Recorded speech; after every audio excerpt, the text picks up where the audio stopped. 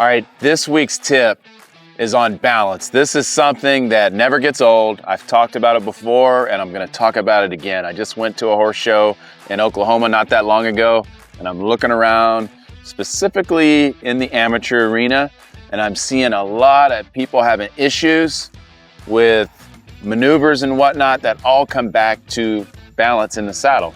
And to me, if you are not comfortable up in that saddle, if you can't sit neutral and be really balanced up here, how are you gonna be real precise with your cues? Whatever your trainer's telling you, if you're doing it yourself, they say be slow with your hand.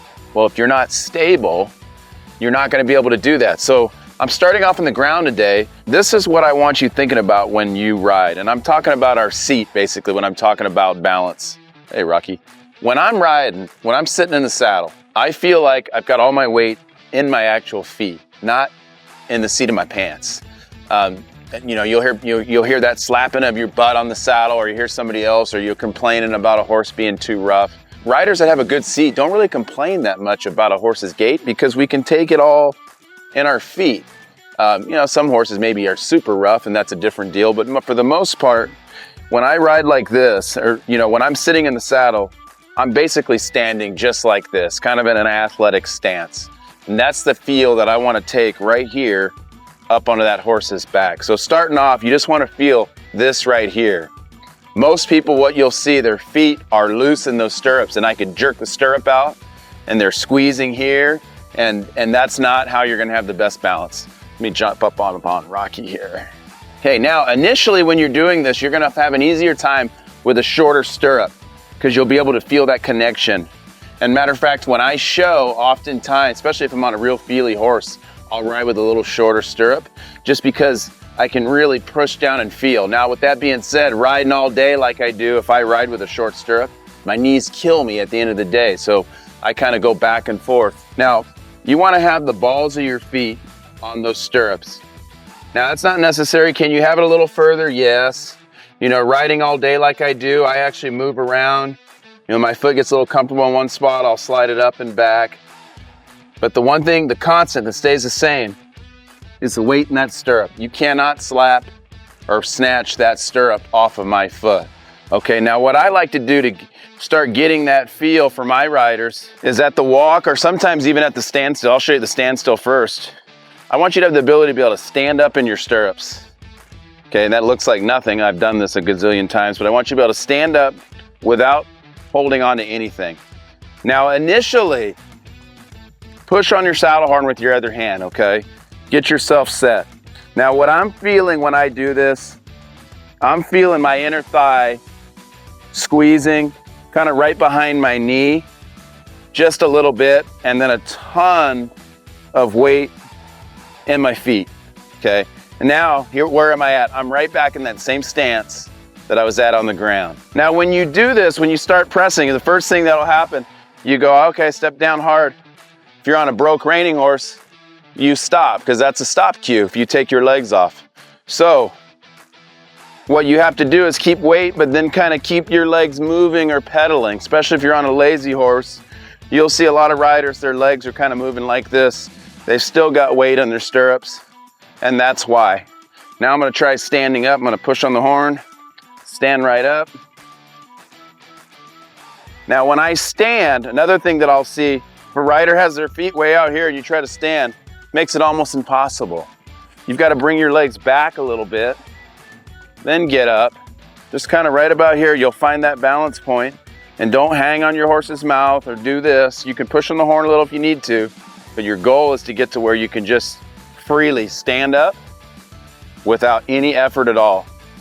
First few times you do this, you are gonna be sore.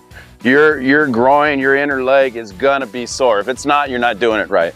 The whole point of that though is when you sit down, take that same secure feeling that you have right here, take it down to the seat with you. Then take it up to the jog. Same exact thing. Maybe try, you know, sitting down for 10 steps and stand up for 10. Now you English riders out there are probably all great at this. You all know how to post and get up in your 2-point, I think it's called. It's been so long. And then sit down. Then we'll do the same thing at the lope. And this really gets me where I feel really balanced in the saddle. Now, if I just relax, look at the difference. You see everything change. You see my horse's gait even change, because now my weight is going against his stride. But if I step down, everything feels so much better and I can be so much smoother with my hand. Now, same thing, I'm gonna stand up, push on the horn a little. And I should be able to hold this for quite a while. Now, again, in the beginning, you might not be able to hold it longer than 2 strides. That's okay. Just like working out, you gotta build yourself up. But now also, if I chose to, when showing, say I'm on a rough horse or say I just want to do it, I can stand up in my stirrups a little, lean forward. Some people like doing that. I do it at times. Really gives kind of a nice clean look that you're running fast. And then when you go to slow down and you sit down, it gives your horse a really big signal that you want to slow down. So I'll do that a lot of times on horses that maybe don't pick up my slow down cue very well. I'll stand up, lean forward, and then sit down. So there's an application with that standing that could actually be useful. I see a lot of people that maybe jumped into the sport later in life and they skipped all that basic horsemanship stuff. They never got it. The equitation, which I had drilled into my head for like 10 years, over and over and over. It's still in my head. Kind of have like wake up sometimes thinking about that equitation stuff, like nightmares almost. But it was great, solid foundation stuff that you use in any discipline, okay? You need to be able to sit square on a horse first before you can try to spin and roll back and run and stop. There's a reason why you're having trouble keeping your reins even, or being slow with your hand.